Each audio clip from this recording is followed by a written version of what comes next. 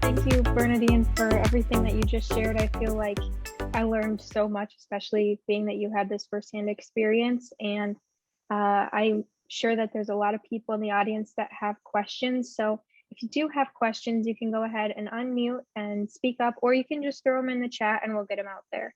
So yeah, anybody, I saw a couple in the chat already. So either Hannah or Beth, if you want to start, that's totally great. Sure, I'll jump in. It's my understanding that in order for a refugee to come to a state or an area, they have to be tied to a resettlement agency, and there are no resettlement agencies in northern Minnesota. So that is a barrier to having folks resettle here. So signing up to take refugees in your home, does that bypass that, or is that still the case?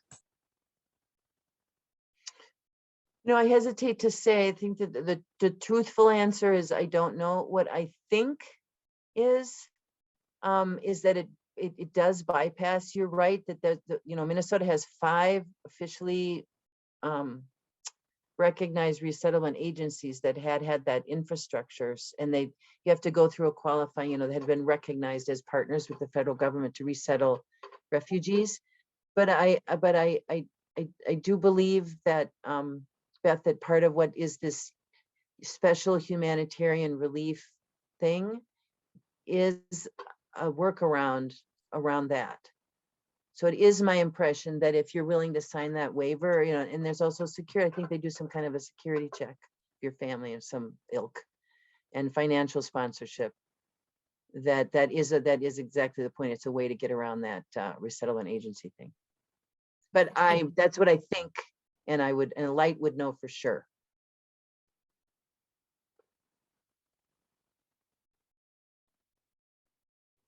I am helping some Afghan refugees resettle in Winona, and it took a while for them to get work January through April, and they started in April, so it took a while. But my question was, how can how is the view? Okay, I'm trying to rephrase my words here. On the ground in Ukraine, it is a very unique environment, especially from your first hand testimonial. How do locals react to Zelensky's leadership? And especially in my classes, end of April, talked about hailing as a hero. Is that the same, similar hero aspect? So I think that's a great question, Hannah. I think it's really important to just imagine how difficult it is to answer because what do Americans think, or what does an American think? Because just as we have many different camps and ways to understand reality, even, and sources of information, so is it true in Ukraine. In fact, even maybe more so, Ukraine is a deeply divided nation in many ways, and it's only exacerbating the problems there. It's, as I alluded to when I talked about Poland being shifted off the map, Ukraine is, the modern boundaries of Ukraine are modern, so they haven't been there that long, and they cut right across all kinds of ethnographic, linguistic, historic groups, which means that you have, and it's today kind of divided east and west with the Dnieper, and the people on the west, it's deep, right? They're Catholic. They are, Western Catholic, and in the East, they're Orthodox, and they tend to speak Ukrainian in the West and Russian in the East, and so it goes really deep. I'll tell you something that I've, because I'm privileged to live with Dennis, who's, again, I told you his father's Ukrainian, his mother's Russian, and when the Soviet Union fell apart, and then they had a referendum in Ukraine. Does Ukraine want to be independent? I was all about, well, what do your parents think? What side are they on? And they were much more I was just maybe realistic, or I don't want to say cynical, but well, what does it really mean, right? If we vote for this, how's it really going to show up? And his parents actually told Dennis that Dennis's generation was spoiled and ruined by rampant nationalism.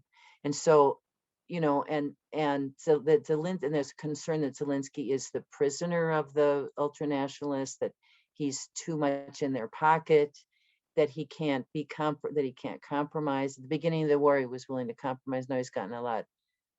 Is he the puppet of the Nazis? There, ladies and gentlemen, there are Nazis in Ukraine, and they have actually been, formally Nazis. Not even, they're neo-Nazis because they're not the National Socialist Party of Hitler, but they ascribe to the what are the fundamental principles of Nazi, that one ethnic group is superior over the others and so forth, ethnic cleansing. And so a lot of the Ukrainian symbols, bandura, you've maybe heard about, are deeply divisive. Is he a hero, or did he slaughter communists? Because a lot of, there were 5 armies, and so you had your communists and you had your and so a lot of people killing each other, and so hero to one is to the other. And so if you're held up as a lot of people who think Bandera was a Nazi, so it's very complicated. And I would just really resist us make in the Western media. I think there's been a rush to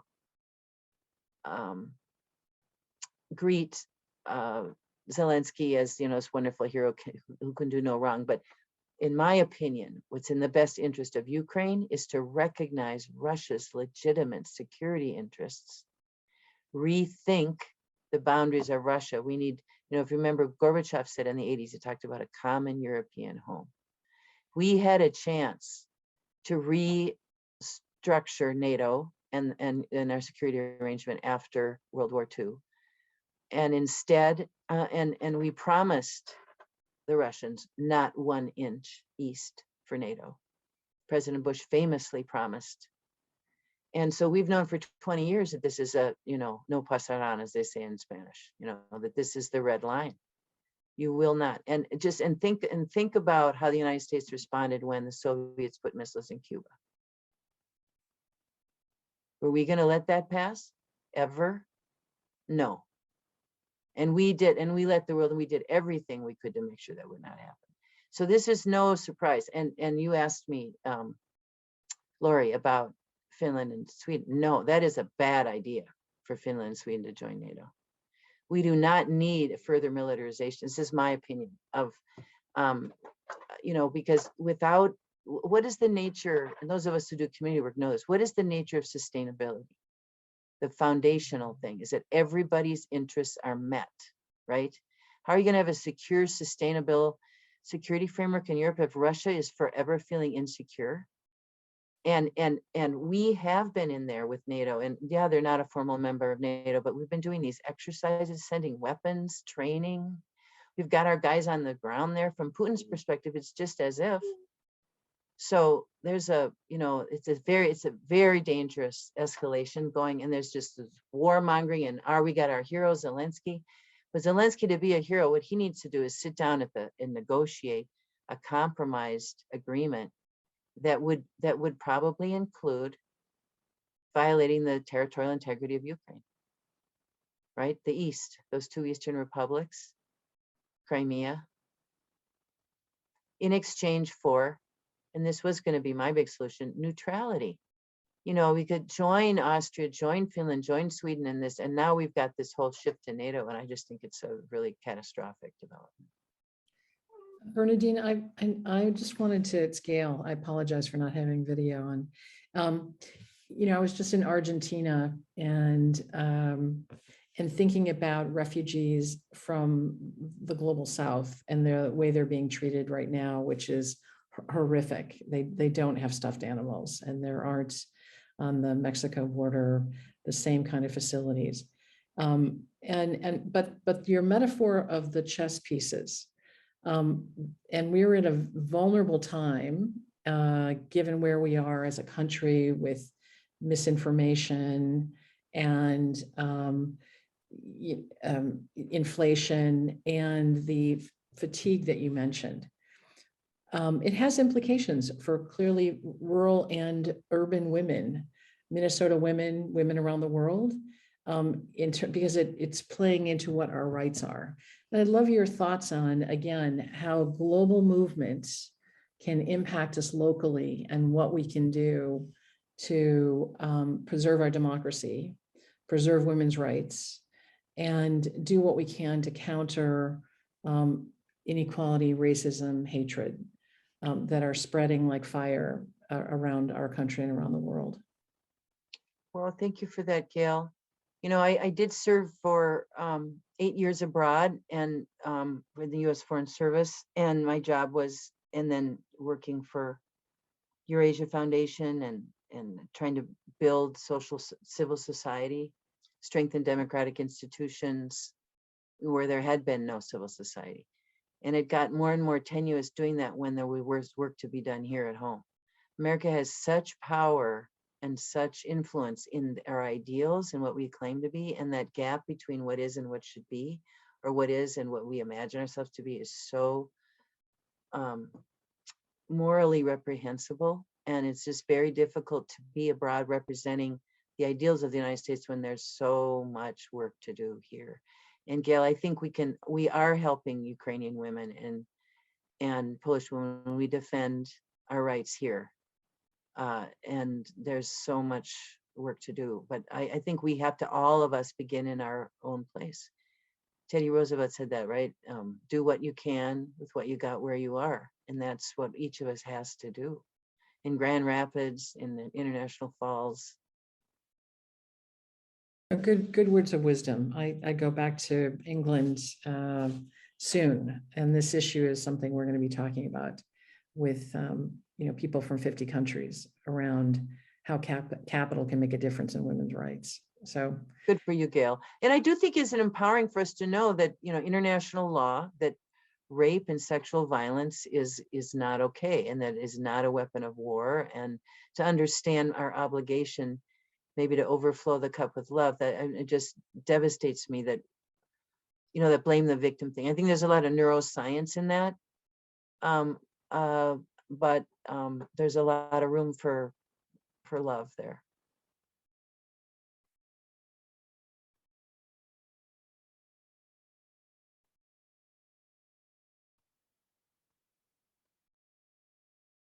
Well, thank you so much to everybody who has asked questions. I feel like this has been so information rich, and I can't wait to share it with people, because everything that you've had to say today, Bernadine, has been so incredible.